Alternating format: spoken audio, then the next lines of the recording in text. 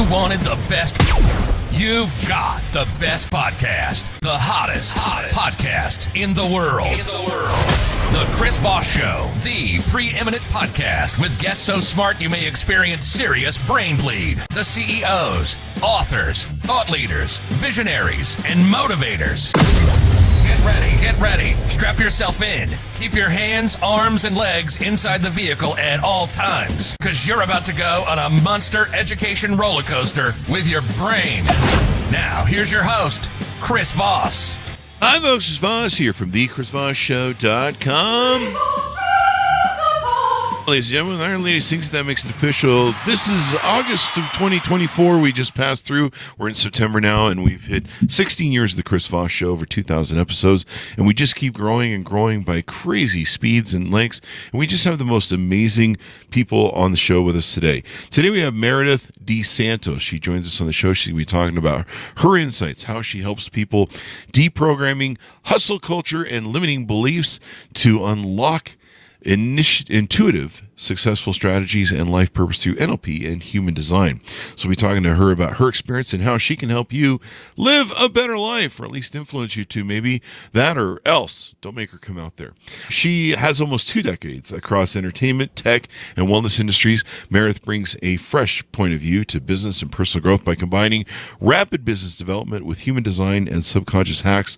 She's worked with A-list writers, showrunners, and creative brands to rapidly launch their projects while increasing their creativity, emotional intelligence, and she now brings these tools to highly creative entrepreneurs. Welcome to the show. How are you, Meredith? Thank you. I'm great. How are you doing? I am excellent. You're the founder of the Business by Human Design Method and the Quantum Mindset Mastery Method, and the host of your own private podcast, The Lazy Girl CEO. I kind of like that. Welcome to the show. Give us your .coms. How can people find you on the interwebs? Sure. You can find me at Meredith DeSantos, so my full name.com. And I'm also on Instagram. It's MERE DeSantos. You can find me there too. I feel like you just announced me to come up to bat at Fenway. There you go. That was great. People keep telling me, they go, can I have you just follow me around and announce me whenever I walk into any room? You know, I get it. Here comes the president sort of thing. We'll have some music that comes up. Dun, dun. So there you go. So Meredith, give us a 30,000 overview of what you do in your words. Sure. So I really help creative entrepreneurs, mainly women, but some men too, deprogram from hustle culture. So what does that mean? Really take the shoulding out of things. I should do this type of job. I should work 9 to 5. Success only comes if you're working hard, and deprogramming them by showing their human design and reprogramming their subconscious so that they get rid of the limiting beliefs from their childhood and formative years so that they can truly live the life that they want and not be held back. And then we pair that with strategic business planning, because my background comes from that packaging place where I'm able to strategize projects and build them up, but also at the same time, removing those energy blocks that can hold you back, because I have a lot of A-list clients who have energy blocks and their businesses are stagnant because of it. Those mental blocks that we inherit from childhood sometimes can really limit us, kind of like what do they call it? So some people call it like an air conditioning effect, where if you get too successful, you sabotage, where if you get too unsuccessful, you tend to, get motivated and get back on the stick to try and do the work. And so a lot of people are moving back and forth with them. What do you find is a big stickler for people out of childhood that you usually are dealing with for clients, or usually your biggest sort of a client's issues? Imposter syndrome and perfectionism come up a lot. And I think, it was the biggest thing for me. I'm a recovering perfectionist, and it creeps in a little bit sometimes, but I know how to deal with my perfectionist. And I know I'm firstborn, so I see it a lot in firstborns as well. And so we're meant to do things perfectly. Everyone follows us. We know everything because our younger siblings looked up to us for answers. So then it comes to a lot of people don't know everything and are too afraid to admit that they don't know everything. And it kind of goes from there as well. See, I'm not afraid to admit that I know everything. Wait, is that narcissistic? Maybe. I don't know. No, I don't know everything, folks. That's why we have great guests like yourself on the show, so that we can learn new stuff every day. I learn so much from all my guests.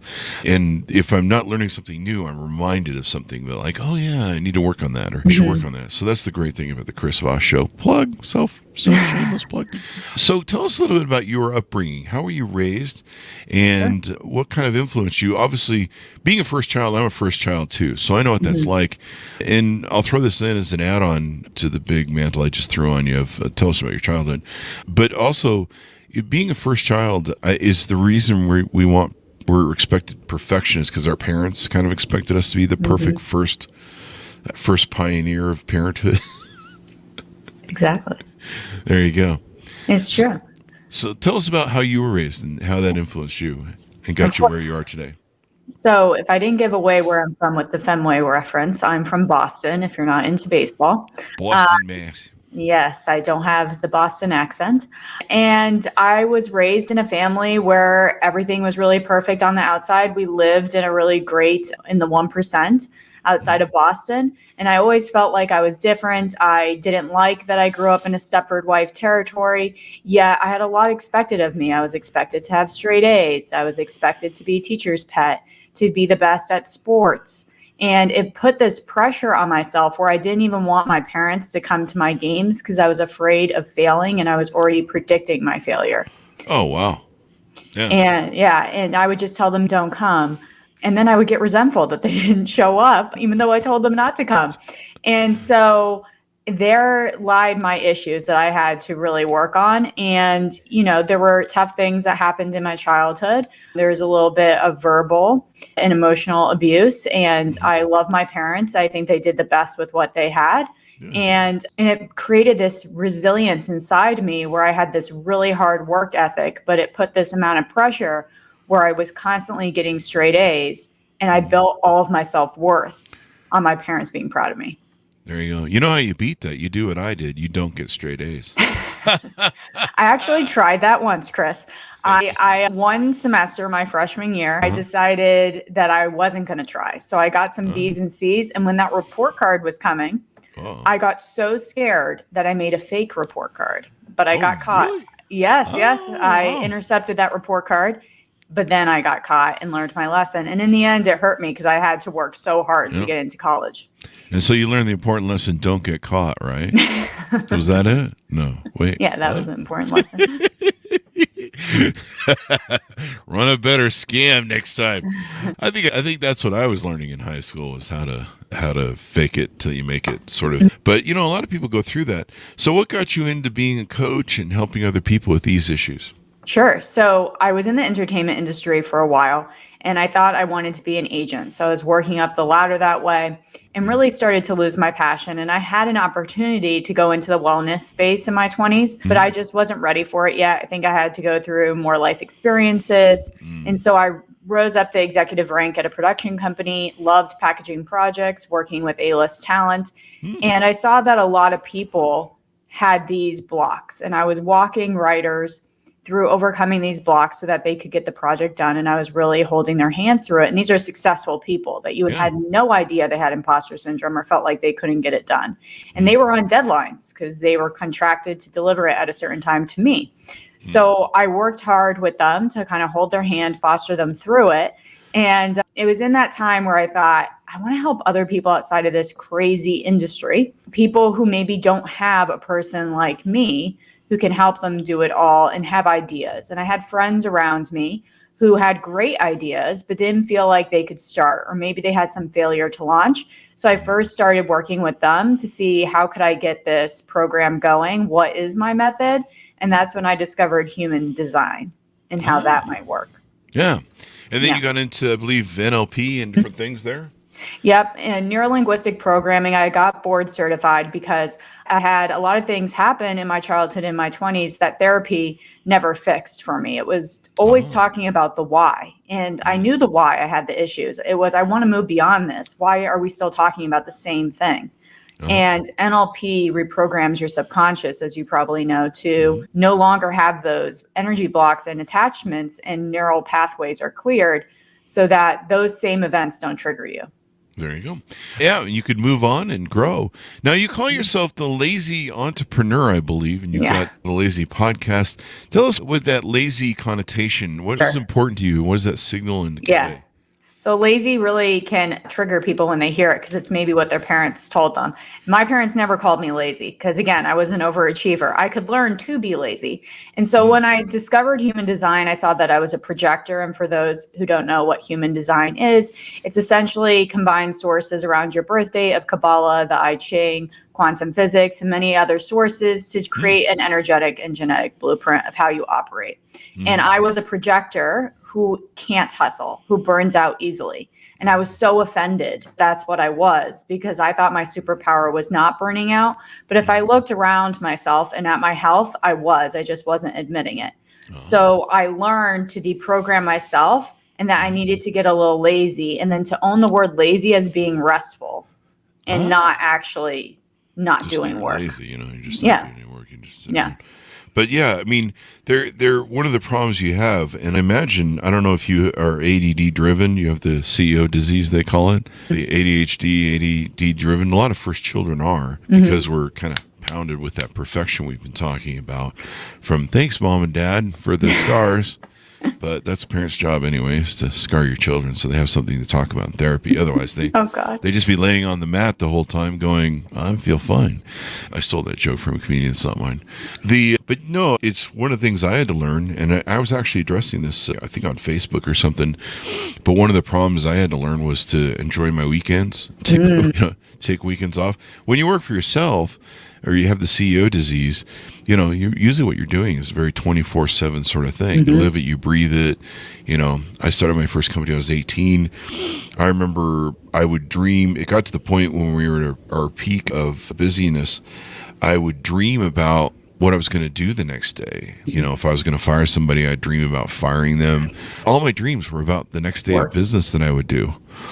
And like every now and then I'd dream about something else other than business, and I would just be like elated. I'd be like, oh my God, that was so nice to dream about something other than business.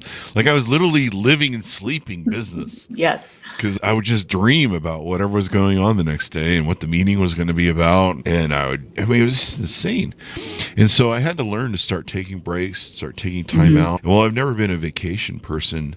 I had to learn to really enjoy my weekends. And I do that now where I spend time enjoying my weekends. And so I invoke a lot of that, what you talk about, trying to, encourage a little bit of laziness and restfulness. Yeah, so that you can recharge your battery, and then that way you can greet the Monday with new energy and intent. And you'll perform better. Have you noticed that? Yeah, I do. I need that break and time out. Yeah, I just need it. And I make sure that on the weekends I go do something that takes care of me. I might go get $100 steak, or go out and eat, or go out and visit with friends. Socialize really important too for me as well.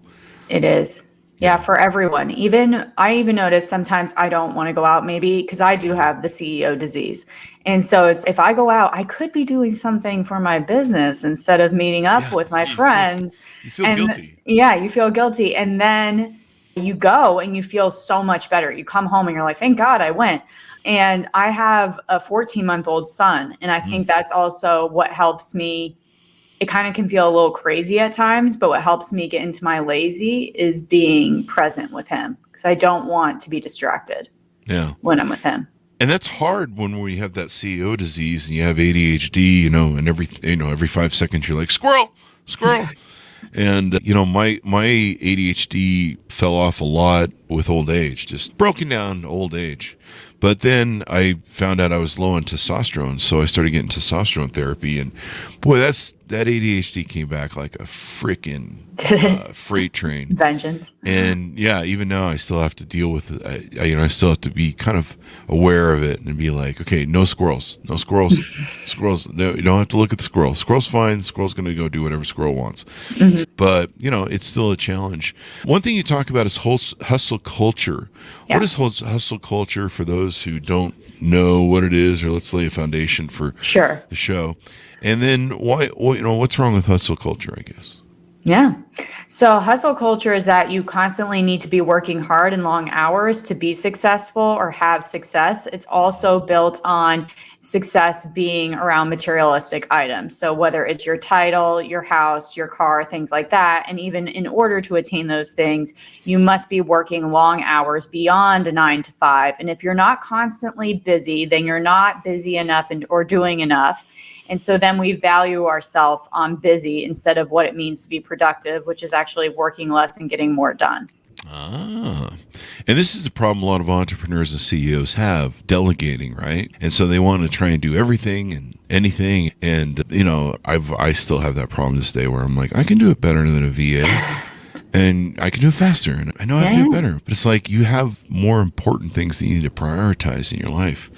And that being present, like you mentioned with your son, is really important too, because as a leader, if you're not present, if you're off in 50 million different ways, people can sense that you're scatterbrained.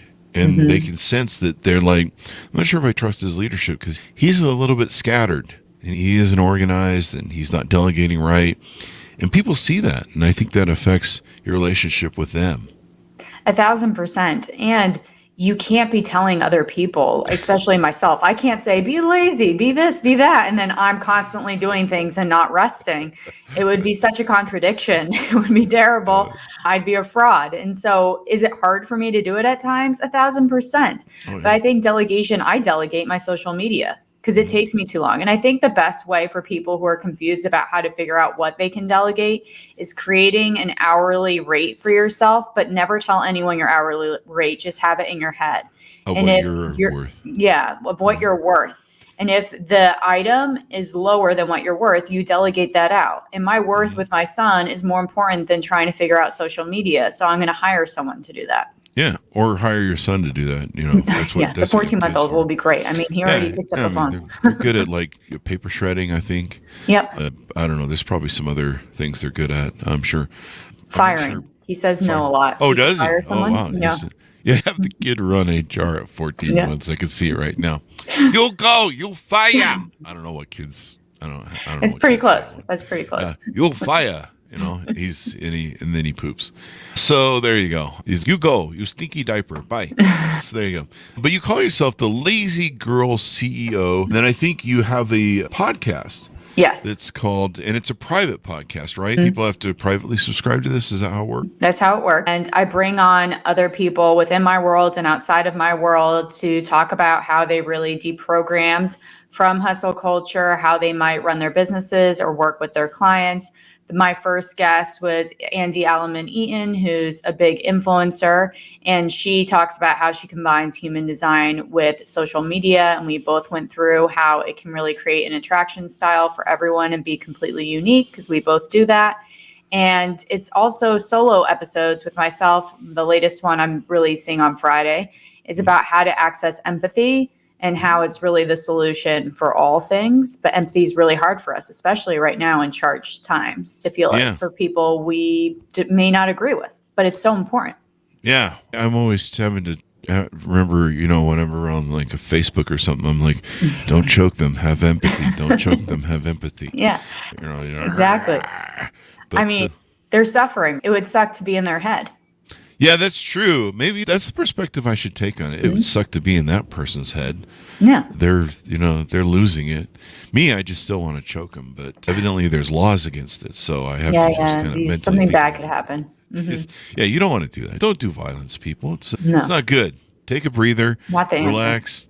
Answer. Take do some meditation. Read Marcus Aurelius meditations or something. Do some yoga. Things that breath work. Reach out to Meredith for NLP. Yeah, clearly something in your childhood is triggering you, so I will help you. Definitely. It's always this. It's just my biggest trigger is stupid people, but I'm not I don't know.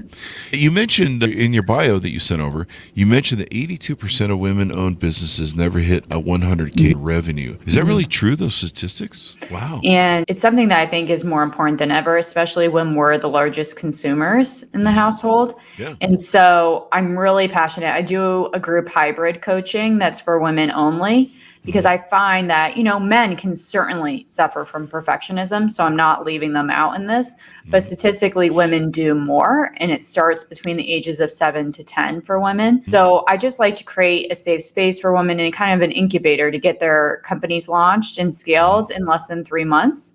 And I keep them really small so that they have enough attention from myself. There you go.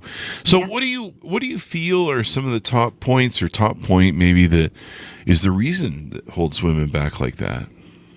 They can't break that 100K. Yeah. I think multiple things. If it's within themselves, it's generational trauma. Oh. Maybe there were programmings where people never made past 5,000 a month.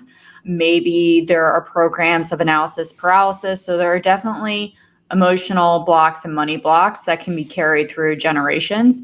I also do think, and I don't want to get too political, but there are systems in place that have made it harder for women. Now it's getting totally better. But when you think that we didn't have credit cards around the same time as men, that's just nuts. And so I think that women have had to work through so many barriers within our country to get access to financing for their companies. And these things are changing, but it's a combination of both getting their foot in the door and getting access. And also these programmings we've had because generations before us didn't have that access. And so we need to clear those out so that they're not carrying them. There you go. It's definitely a challenge being an entrepreneur and doing everything. And a lot of people, they have that perfectionist thing that, I've heard that over the decades of the years. They'll be like, hey, Chris, I'm going to start a company and run companies like you. And I'm just like, okay, we'll do it. And they're like, I'm just waiting for things to be perfect. Perfect, yeah. And you're like, there's never a perfect time. You'll tell them I've started almost 36 companies. There's never a perfect time. You just do it. No, I started this company right when I gave birth. You think that was a perfect time for me to start this company? Yeah, that's a little hard to fill out those applications when you're in the birthing bed and you got you're shooting stuff out. I don't know what that means, but yeah. Somebody catch that baby. It's never a perfect time. And you just need to do it. Analysis paralysis is basically what you're talking about too, where a lot of people I work with get stuck on what color this branding may not be right. What color should my website be? And I'm like, who cares about the damn color? Pick something and you can change it. I don't think people realize they can change the colors of the website. Yeah. You can always change the branding. Just do it. What are you doing worrying about all this? Yeah, see, I was very different when I started my companies. I recognized that very early on. And I don't know why I knew that. I don't know if I read books on it or if I just kind of learned through all the experiments of, little companies I'd start when I was beginning out. And, they kind of fail quickly or they just wouldn't kick. And so early on, I just learned it was more about the substance of the company than trying to get the right logo, trying to get the right name. I remember when we launched our second big company, our mortgage company, we couldn't come up with a name for the mortgage company. One of the problems was at the time there's so many names that were taken. But I couldn't get myself and my board to come up with a name to the point that I was literally down at the Department of Corporations with the filing without a name. And I'm standing there, I think it was at 8 a.m. in the morning or something, and we didn't have a name, and I'm screaming at people on the phone going, I need a name for this damn thing. I have the business model. We kind of had the logo, but I didn't really care about the logo, but we had the whole concept of the business. Everything was prepared. We had the office. We had everything set up. We just need a name for this stupid thing. And I remember going through that with a few subsequent companies at the time where we couldn't. I'm just like, I don't care what the name is. Let's just get this company rolling. I have the business model for it. And, we finally came up with a name. And it was funny. We actually, someone showed up half an hour later with the same name. We had to fight over it because the Department of Corporations thought that they had gotten there first. It was a great name. It was Park Place Mortgage. That is great. Did you win? We did. Yeah, we did win. In fact, it was funny. They told us we couldn't have the name because someone had beat us to the thing. And I took my timestamp down. I went, I don't think so, man. Yeah, we were there. That's not possible. When we were there when the gate opened, so I'm not sure how someone beat us there when I was standing there. But I remember standing there just going, give me anything. Just give me. And in fact, come to think of it, we did name it. We named it Ace Mortgage. And people in Utah didn't like that because it connotated gambling and cards. That didn't even cross my mind. Yeah, I thought of it as ace, like flying ace, because I grew up with sort of that World War II sort of building model airplanes and stuff. But, that was an example I see of a lot of entrepreneurs that, their failure to launch is usually, I'll see them years later. Hey, did you ever launch that company? And they're like, no, I'm still just waiting for the timing to be right and the perfect.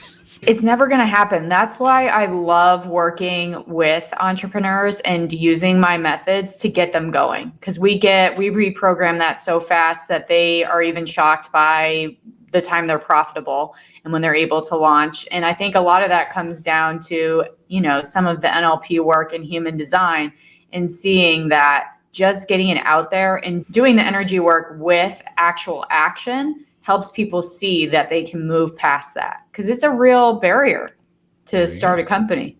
So let's talk about some of the services of yours people can find on your website, some of the different offerings, how they can work with you. I see there's a free HD chart. Tell us about some of the things you have there that people can onboard with you and work with you on.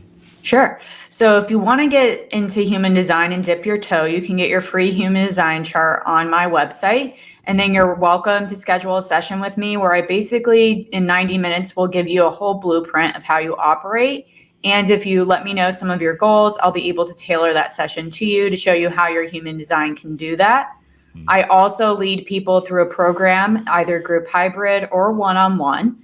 And I help you take an idea and launch your company in less than 3 months. Wow. And I also give you a blueprint at the end of how you can continue it and continue scaling for 6 months afterwards. And then you're welcome to work with me still one-on-one, or, do sessions as you need.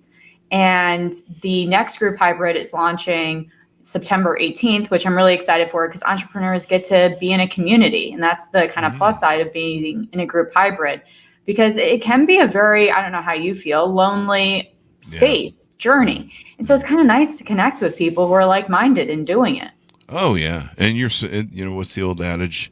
You are the 5 people you surround yourself with. And having that mindset is really important. Years ago when I lost my long-term business partner, I didn't have really a board anymore or any sort of people I could run ideas by that I trusted.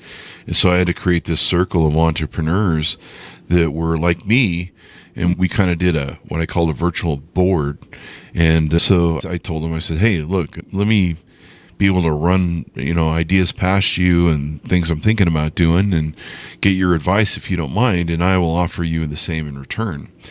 And that worked out really good because, they were kind of in the same boat with some of their entrepreneurism and solo entrepreneurs.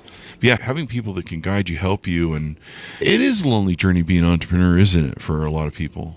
Yeah, I think so. I think because I've learned to surround myself, that it hasn't been similar to what you have done. And if people listening are thinking, I have no one in my life who wants to be an entrepreneur or has my drive, then listen to podcasts like this one, where you're surrounded by people who have that drive. Listen to other ones. And then that will actually bring the energy out into the universe for more people to come to you. But you can't stay in the current energy of the people who aren't entrepreneurs. So if you don't have that, listening to this podcast and others will help you bring that to you, to yourself. Or your podcast as well, and the community that you're building there. Having that support really helps, because it's, when you're starting a company, and for the first while until you get like hundreds of employees, which is a whole new annoying level. I mean, it's a privilege, but it can be challenging. I don't miss the days of hundreds of employees. I loved them all. They were wonderful. Not all of them were wonderful. We sued the ones that weren't. Empathy. I need to tattoo that to my forehead. But, it is a lonely thing. How can people reach out to you and see if you're fit? How can they onboard with you and see which program works best for them? You can email me directly and we can do a free consult. So my email is Meredith, Meredith, at meredithdesantos.com. And we can chat and really see what's the best avenue for you. There you go. So they can onboard. Give us the .com one more time as we go out. Sure. meredithdesantos.com. There you go. Meredith, it's been fun to have you. Very insightful. And hopefully we've encouraged some people to be slightly lazy if they're perfectionists, because there's probably room for the movement there. I agree. I've had so much fun. Thank you, Chris. Thank you. And thanks, Ron, for tuning in. Go to goodreads.com/Chris Voss, LinkedIn.com/Chris Voss, one on the TikTokity, and all those crazy places on the internet. Be good to each other. Stay safe. We'll see you next time.